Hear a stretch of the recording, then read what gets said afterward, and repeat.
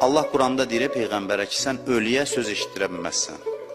Bəziləri də götürüb ayəni deyir ki, ölüyə məsələn savab hədiyyə eləmək olmaz. Yasin oxursan eşitmir. Başqa söz deyir. Deyir adam var, bioloji olaraq var, nəfəs alır, gəzir, amma ölüdür. Eşitmir. Neynirsən elə eşitmir. Necə olur? Dirilik nədən başlayır? Dirilik bundan başlayır ki, insan öz eyiblərini, xətalarını qəbul eləməyə başlayır. Öz-özünə etiraf eləyir. Başqası deyəndə o ilə dava eləmir. Mən bunu çox demişəm, hamımız deyir ki, mən günahkarı dua elə. Belə jestlərimiz var bizim. Mən çox günahkar adamam. Belə deyirik. Amma biri gəlirsə, insana deyir ki, sənin filan səhvin var, xətan var. Onda başlayır o ilə mübahisə eləməyə. Bəs nə oldu, günahkar idin? Belə çıxır ki, məsumsan indi. Günahkar idin.